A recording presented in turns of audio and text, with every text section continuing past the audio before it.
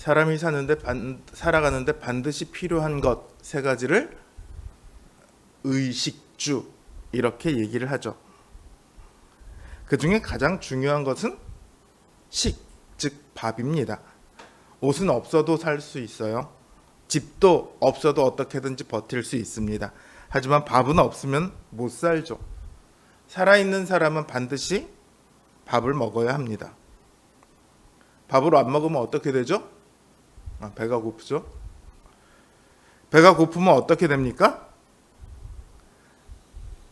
사람이 정상적인 사고, 정상적인 활동을 할 수가 없어요.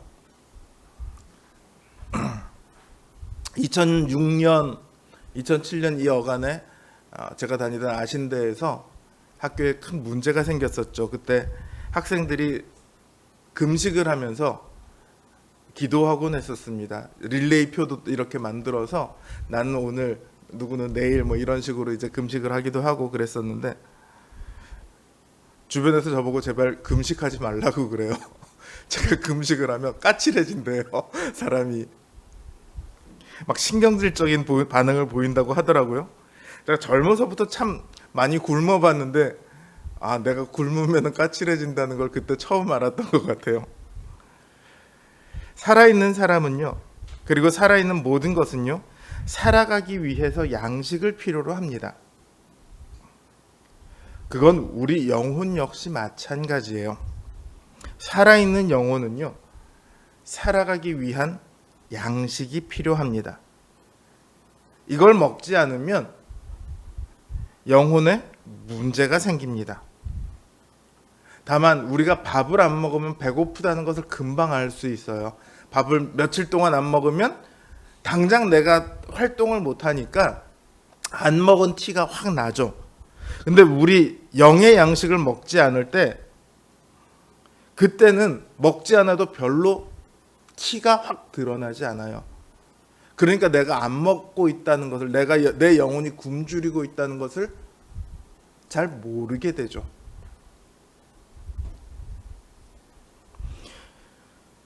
근데 우리가 모른다 할지라도 영의 양식을 먹지 않고 있을 때 우리의 영혼에는 심각한 문제가 발생을 합니다. 오늘 본문을 통해서 우리가 먹어야 할 영의 양식이 무엇인지, 그리고 영의 양식을 먹지 않을 때 어떻게 되는지에 대해서 말씀을 드리고자 합니다. 이 말씀을 통해 영의 양식을 더욱더 사모하는 큰 갈망이 여러분들에게 있기를 주님의 이름으로 기원합니다.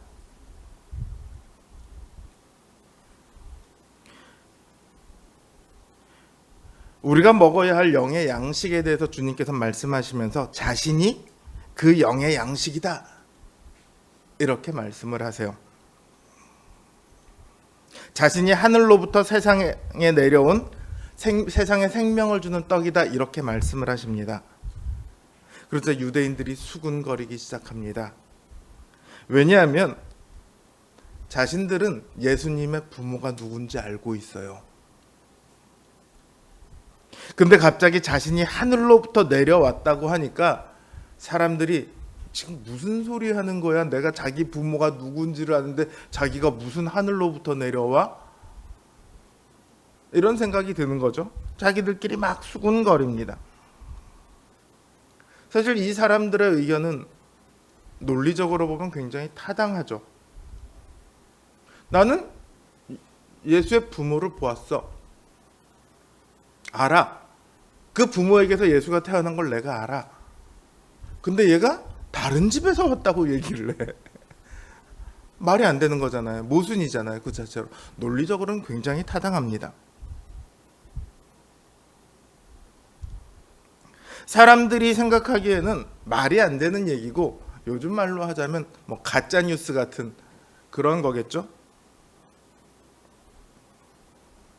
그런데요, 성경은 그들이 기다리던 메시아에 대해서 어떻게 이야기하냐면, 보라, 처녀가 잉태하여 아들을 낳을 것이요 그 이름을 임마누엘이라 하리라, 이렇게 이사야 선지자가 예언을 했어요. 메시아는 여인의 배를 통해서 태어나기는 하지만 그 기원이 하늘로부터입니다. 하늘로부터 온 사람인 거죠. 그러니까 예수님께서 마리아에게서 태어났을지라도 얼마든지 하늘로부터 왔을 수 있습니다. 그런데 지금 이들은 예수님께서 자신이 하늘로부터 온 떡이라고 하실 때 그걸 받아들이지 못합니다. 예수님이 메시아라는 것을 몰라서 수군된 것일까요? 그런 사람이 있을 수도 있겠지만 그보다는 그들의 생각이 현실에 사로잡혀 있기 때문일 겁니다. 현실에 사로잡혀 있으니까 현실의 논리, 이걸 기준으로 생각을 하는 거예요. 그런 점에서 사실은 오늘날의 사람들도 비슷한 면이 있습니다. 많은 사람들이 예수님의 가르침에는 훌륭한 면이 있다고 말을 해요. 그러면서도 예수님이 하나님의 아들이라는 것과 우리를 구원하시기 위해 십자가에 죽으시고 또 부활하셨다는 사실을 믿지는 않습니다.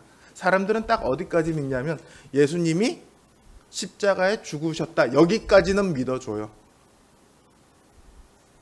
그러나 처녀의 몸에서 태어나셨다거나 다시 부활하셨다거나 이런 것을 믿지는 않아요. 왜냐하면 합리적으로 생각했을 때, 논리적으로 생각했을 때 그거는 말이 안 된다는 거죠. 그런데요, 이 합리성, 논리에 부합한다는 이 합리성은 인간의 지식과 경험을 결코 벗어날 수 없습니다. 예전에요, 중세시대 전에는, 르네상스 시대 전에는 지구를 중심으로 태양이 돌고 있었어요. 온 우주가 지구를 중심으로 돌고 있었어요. 그게 논리적이었고 그게 합리적이었습니다. 그런데 여러 가지 과학기술이 발달하고 관측기술이 발달하고 하면서 어떻게 됩니까? 태양을 중심으로 지구가 돌고 있네. 이게 논리적이 됩니다.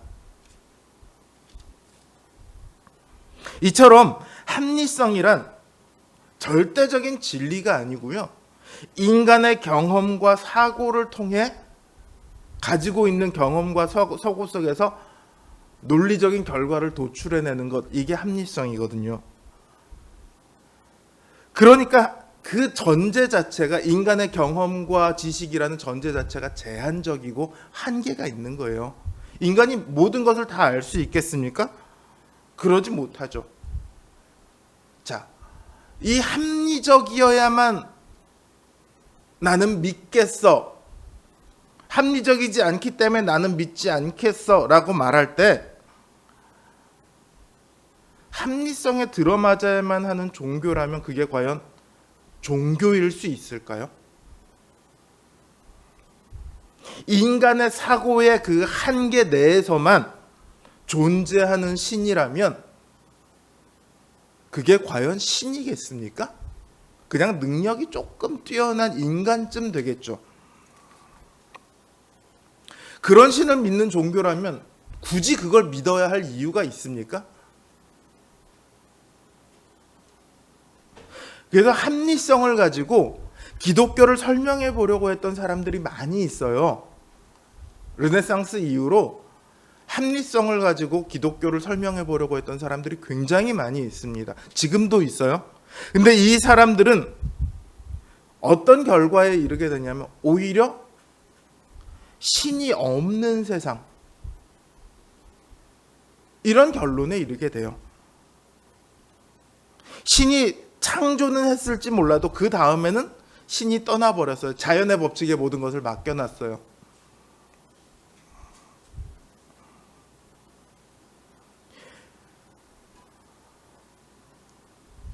이처럼 합리성은요, 종교에서 신을 지워버립니다. 이런 합리적인 논리에 따르자면 신이 자신의 보좌를 버리고 이 땅에 와서 죽어야 할 이유가 설명이 안 돼요. 신이 이 땅의 보편적 규칙을 깨버리는 기적을 행해야 할 이유가 설명이 안 돼요.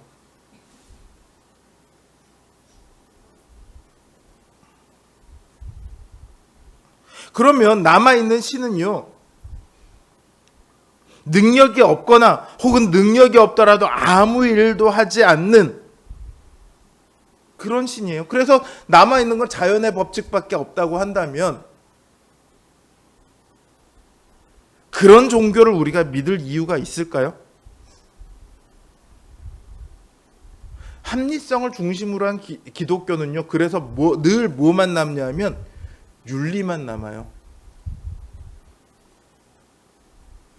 신의 도우심, 신의 능력 이런 것은 사라지고 이렇게 해야 돼라는 윤리적 가르침만 남는 거죠.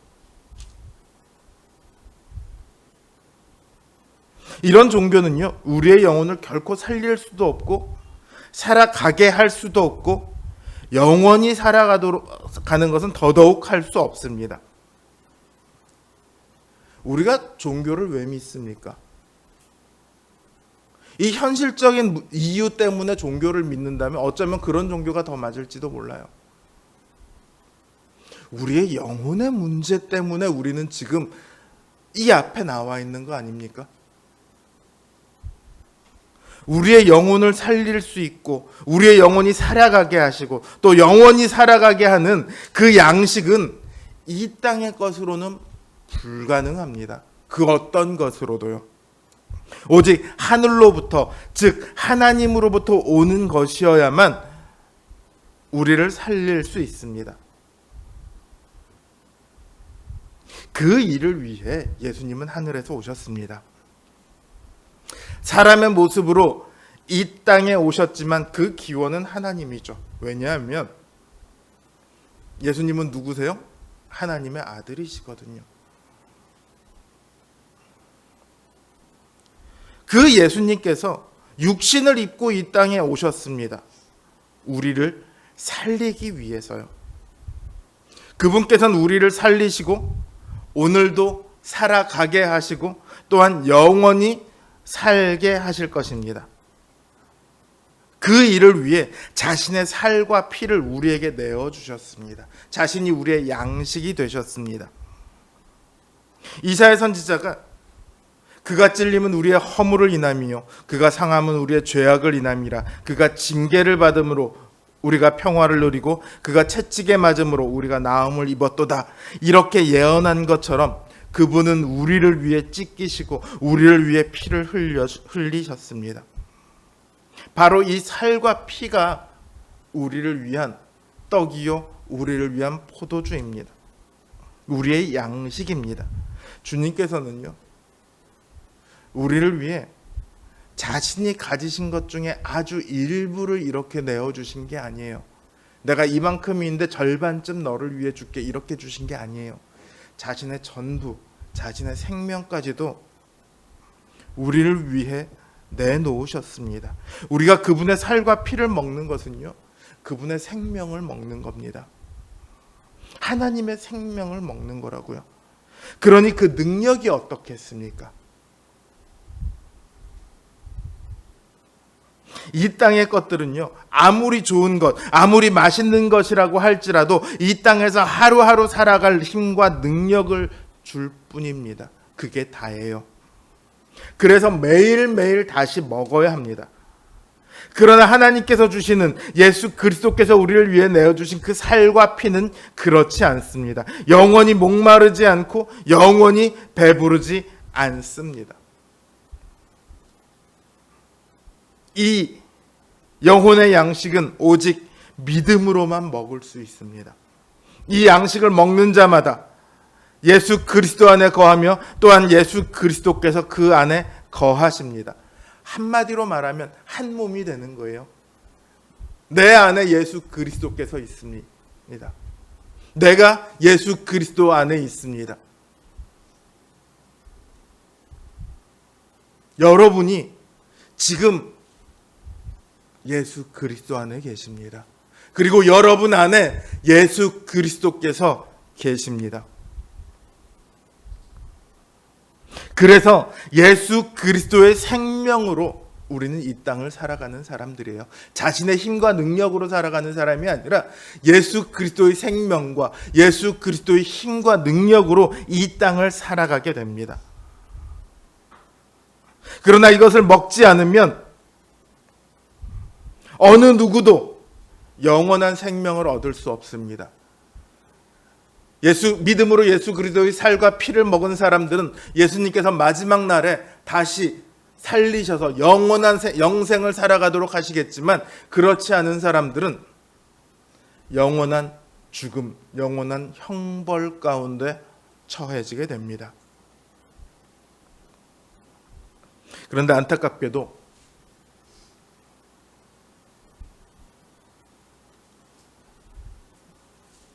이 영의 양식을 먹지 않는 사람들이 많이 있습니다. 그리고 그보다 더 안타까운 것은요, 믿음을 떠나가는 사람들입니다. 우리는 이 땅에서 살아갑니다. 그래서 늘 이 땅의 영향을 받습니다. 동시에 우리 안에는 옛사람의 모습이, 습관이 여전히 남아 있습니다. 그래서 자꾸 믿음에서 눈을 돌려 이 땅의 것을 바라보려고 합니다. 나의 만족을 추구하려고 합니다. 그러다 보니까 믿음이 여지없이 흔들리고 그 시간이 지속이 되면 믿음에서 떠나가곤 합니다.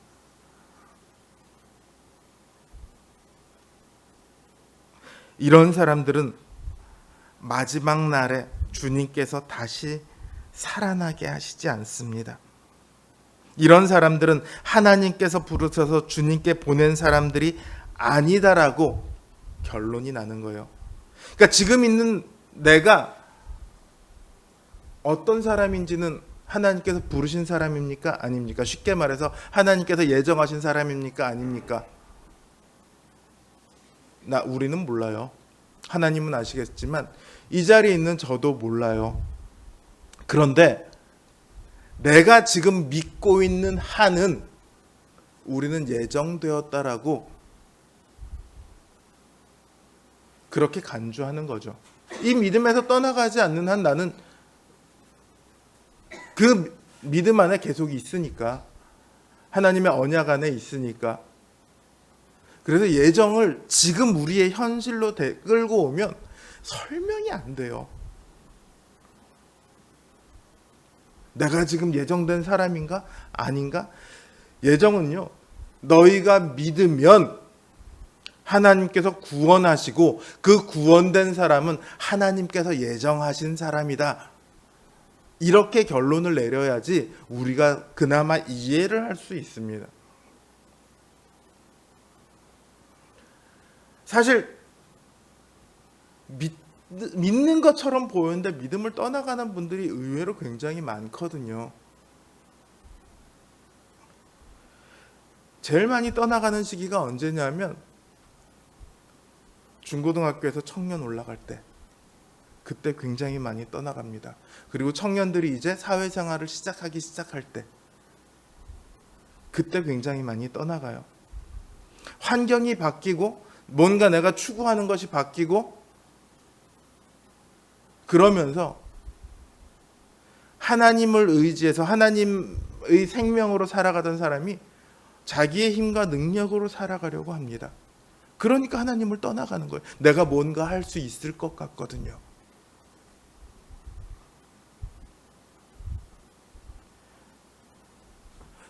많은 목사님들이 교회에 나이 드신 분들만 많이 남아있다 그런 얘기하는데, 저는 사실 그게 어느 정도 맞는 얘기라고 생각해요. 왜냐하면 나이가 들어갈수록 우리가 깨닫게 되는 건 뭐냐면 내 힘과 능력으로 살아갈 수 있는 게 아니더라는 것을 깨달아 가거든요. 그러니 당연히 하나님 앞에 돌아올 수밖에 없어요. 떠나갔던 사람도 돌아올 수밖에 없어요. 근데 안타까운 거는요, 참 열심히 신앙생활을 하시던 장로님, 권사님들 중에서도 믿음을 떠나가는 분들이 있어요. 심지어 목사님들 중에서도 믿음을 저버리는 분들이 있어요.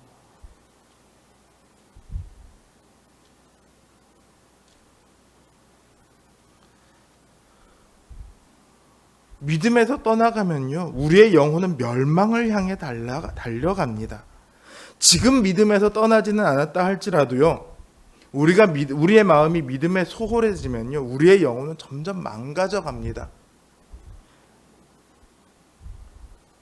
다만 그걸 우리가 바로 알아차리지 못할 뿐이에요. 왜? 어떤 게 영혼이 망가지면 어떻게 되는지를 잘 몰라서 그렇죠. 자, 믿음이 점점 약해지면서 영혼이 망가져가기 시작하면 어떤 모습이 나타날까요? 그것은 우리가 예수 그리스도의 살과 피를 먹었을 때 어떻게 되는가, 그것과 정반대의 모습이 나타나겠죠. 무엇보다요, 1차적으로 그 마음의 평안이 사라집니다. 왜 평안이 사라지냐면요, 확신이 없어지기 때문에 그래요. 영생에 대한 확신은 물론이고 하나님께서 내 인생을 책임지신다는 것에 대해서도 확신이 사라집니다. 그러니까 자신의 힘으로 살아가려 발버둥을 쳐야 돼요. 50년, 60년 살아오신 분들은 아실 거예요. 자기의 힘으로 발버둥 치면 칠수록 뭐만 늘어납니까? 근심과 두려움만 늘어납니다. 20대, 30대 때는 할 수 있을 것 같고 괜찮을 것 같은데 50대, 60대가 되어 갈수록 내가 할 수 있는 일이 점점 작아질수록, 내가 할 수 없는 일이 점점 늘어날수록 내 삶을 책임진다는 것이 불가능하다는 것을 알게 되죠. 그러니까 근심과 두려움만 늘어나게 됩니다. 그런 영혼에 평안이 있을 수가 없어요.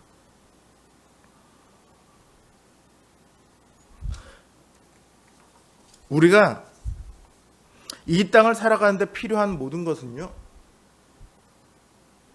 자연의 법칙에서 자연스럽게 나오는 것이 아닙니다. 씨를 뿌리고 씨를 기르고 그러면 결실을 맺어서 수확을 하고 그럼 그거를 먹고 배가 부르고, 정말 이렇게 됩니까?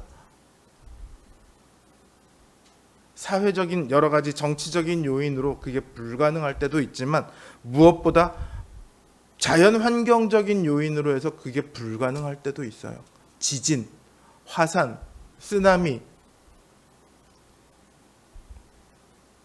예전에 인도네시아를 덮쳤던 쓰나미 같은 경우는 인도네시아의 한 섬에 세워져 있던 모든 문명을 통째로 다 날려버렸죠.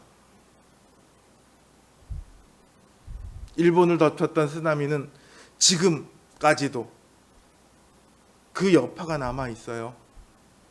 그때 원자력 발전소가 그때 문제가 터졌던 거 아닙니까? 지금 그 오염수를 다시 바다로 처리해서 보내니 마느니, 그래서 그게 안전하니 마느니,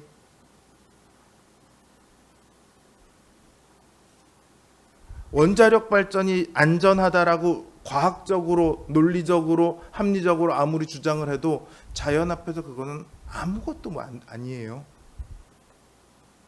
요즘 백두산 대폭발설이 여기저기서 많이 나오더라고요. 그거 보다 보면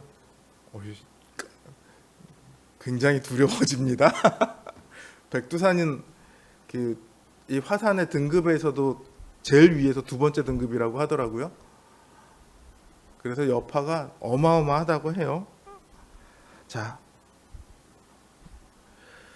우리가요, 아무리 애를 쓰고 발버둥을 쳐도요, 하나님의 허락이 없이는 될 수 있는 것이 아무것도 없습니다. 우리가 수고해서 먹고 사는 것도요, 하나님의 허락이 없이는 되는 것이 하나도 없습니다. 그래서 모든 사람들이 일을 하고 수고해서 먹을 수 있는 것도 하나님의 은혜예요. 이걸 이제 모든 사람이 받는 보편적인 은총이다라고 얘기를 해요. 그러나 신자에게는 그보다 더 좋은 은혜가 있습니다. 수고하지 않아도 먹을 수 있는 은혜예요. 그걸 가장 잘 드러내는 것이 바로 만나입니다. 자신이 심지도 않았고 자신이 수고하여 기르지도 않았으나 하늘로부터 만나가 주어집니다. 그것도 매일매일요. 이것은 모든 사람이 아니라 신자에게만 주어진 특별한 은혜입니다. 오늘날 우리 신자들에게도 만나와 같이 일용할 양식을 하나님께서 주십니다. 이것을 알고 믿으면 근심과 두려움에서 벗어날 수 있습니다.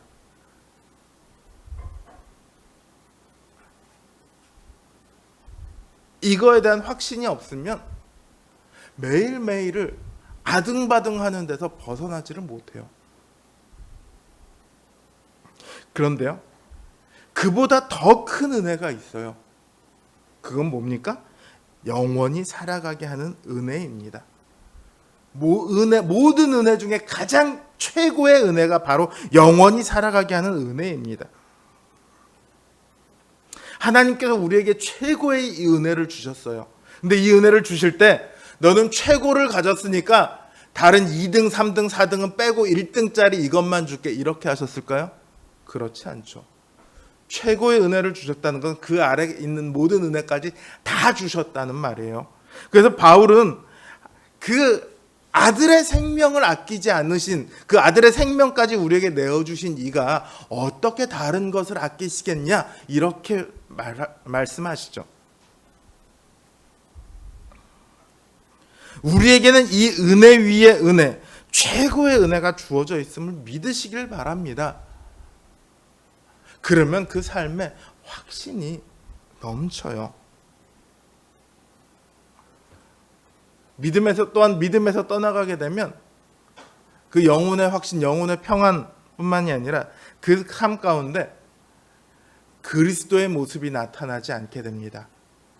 주님의 살과 피를 먹은 사람은 어떻게 된다고 했죠? 아까 내가 그리스도 안에, 그리스도께서 내 안에 거하신다고 했어요. 한 몸이 된다는 거예요. 근데 이제 거기서 떠나게 되면 당연히 그 삶에서 그리스도의 모습이 사라지게 됩니다. 저는 원래 없었는데요. 저한테 원래 그리스도의 모습이 없었는데, 그렇게 얘기하지 마세요. 성령님께서 우리 안에 거하시면서 우리를 점점 그리스도를 닮아가게 만들어 가십니다.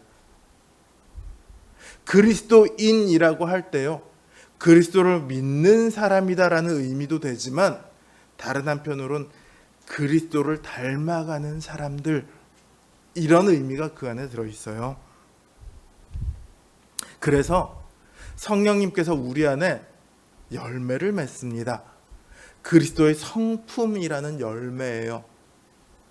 성령의 열매 9가지 다 외우시죠? 이지연 다 외우지? 굳이 묻지는 않을게. 사랑, 희락, 화평, 자비, 양선, 오래 참음, 자비, 양선, 충성, 온유, 절제. 이런 열매가 맺히기 마련입니다.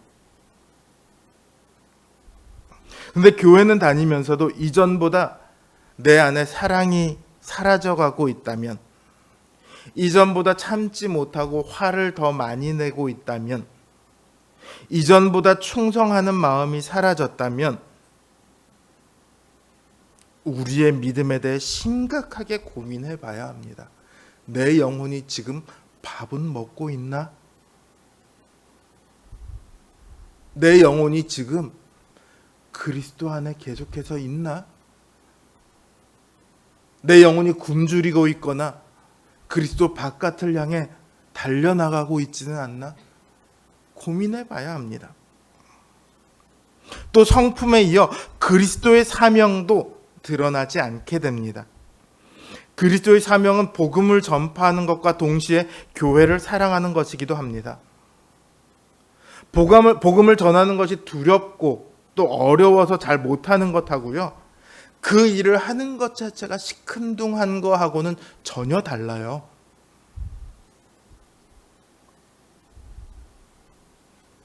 또 교회를 아끼고 사랑하는 마음이 내 안에 점점 희미해져 가고 있다면, 내가 교회를 위해서 어떻게 섬길까가 아니라 이 교회는 나랑 안 맞아, 이 교회가 나에게 이런 것도 안 해줘, 이런 생각만 먼저 들게 된다면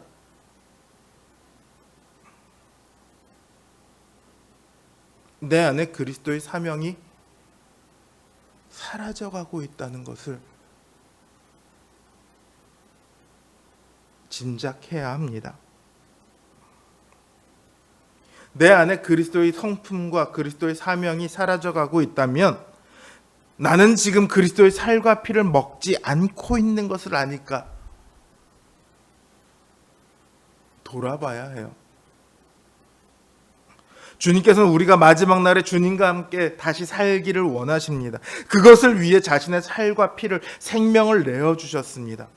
그러니 우리는 그 주님을 믿어야 합니다. 그 주님을 향한 믿음을 잘 지켜내야 합니다. 그러기 위해서는요, 주님의 말씀에 귀를 기울여야 합니다. 우리 안에서 자꾸 속삭이는 옛사람의 속삭임이 아니라 말씀을 통해 우리에게 우리를 가르치시는 그 성령님의 음성에 귀를 기울여야 합니다. 일주일에 한 차례 이 주일의 예배 때 들려지는 설교를 듣는 것만으로도 최소한 우리의 믿음을 지켜갈 수는 있습니다. 하지만 그걸로 만족하지 마세요. 그건 그야말로 최소한입니다.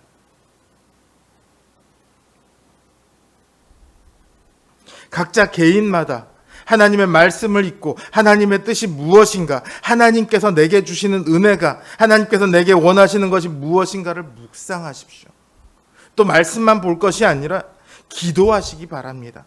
다른 무엇보다 자신의 믿음을 위해 기도하십시오. 내 삶이 그리스도 안에서 살아가길 위해 바라고 또 바라십시오.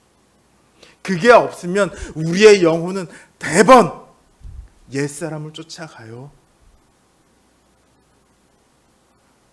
그 옛사람과 싸우기 위해서, 믿음을 지키기 위해서 말씀을 보고 기도를 해야 합니다.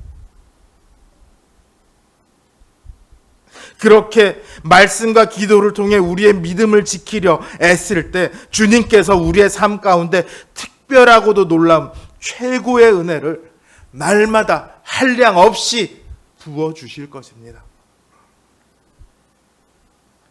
그 은혜 가운데 우리 성도님들의 영이 늘 만족해 되는 역사가 있기를 주님의 이름으로 기원합니다.